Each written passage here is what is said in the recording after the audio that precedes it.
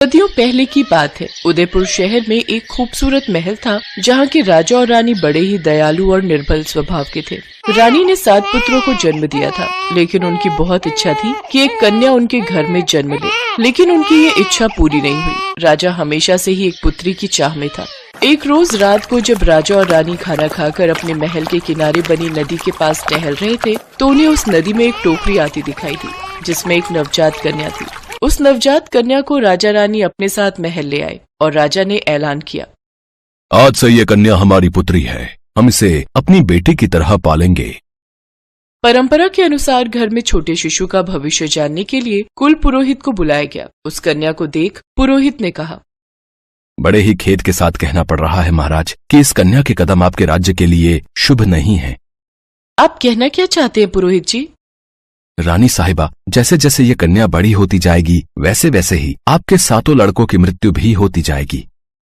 ये तुम कैसी बातें कर रहे हो पुरोहित? एक छोटी सी कन्या के बारे में तुम ऐसे कैसे कह सकते हो? सिपाहियों, इस पुरोहित को महल से बाहर निकाल दो।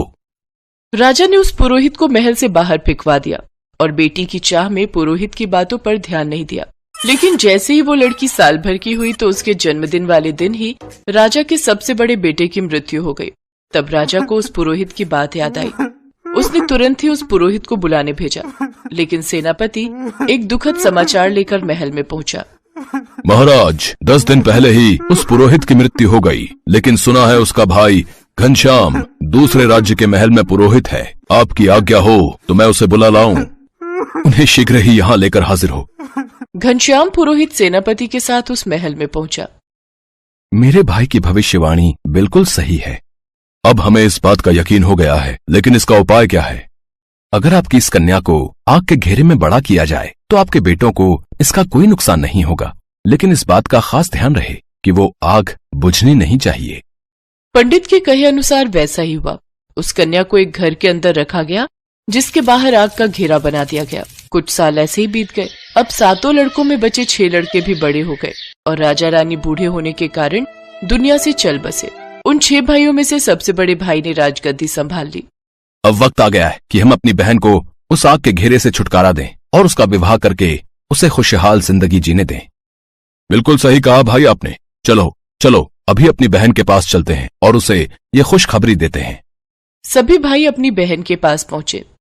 बहन, अब वक्त आ गया है कि तुम इस 4 दीवारी से आजाद हो जाओ।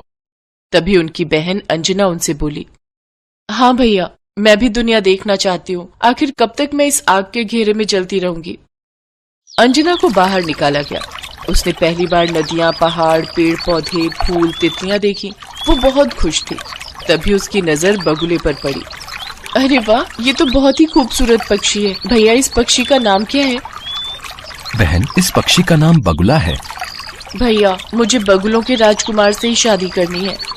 लेकिन बहन, हम उन्हें कहाँ ढूंढेंगे? वो मैं नहीं जानती। अगर मेरी बगुलों के राजकुमार से शादी नहीं हुई तो मैं किसी से शादी नहीं करूंगी। सभी भाई उसकी बात मान लेते हैं। 2 भाई राज्य संभालने के लिए महल में ही रुके, जबकि बाकी के 4 बगुलों के राजकुमार को ढूंढने जंगल की ओर निकल गए। लेकिन कई दिनों तक भटकने के बाद भी उन्हें राजकुमार कहीं नहीं मिला। तभी उनमें से एक भाई ने कहा, भैया, हमने हर तरफ देखा, लेकिन राजकुमार हमें कहीं नहीं मिला और अब तो हमारा खाना भी खत्म हो चुका है। हाँ भाई, मैं तो कहता हूँ अब वापस महल चलो, नहीं तो ऐसा ना हो कि भूख के कारण हमारे प्राण ही निकल जाएं। नहीं नहीं, अंजना की बात को हम नहीं टाल सकते। अब जब तक हमें बगुलों का राजकुमार नहीं मिल जाता, हम वापस नहीं जाएंगे। तभी वहाँ से एक तपस्वी गुजर रहा था, जिसे देख उन भाइयों ने उस तपस्वी से पूछा, प्रणाम महाराज, क्या आप बगुलों के राजकुमार का पता जानते हैं? हाँ, यहाँ से तुम उत्तर दिशा की ओर जाओ। तकरीबन 10 किलोमीटर चलने के बाद एक ऊंची पहाड़ी पर महल है। उसी महल में बगुलों का राजकुमार रहता है। सभी भाई उत्तर दिशा की ओर चल दिए।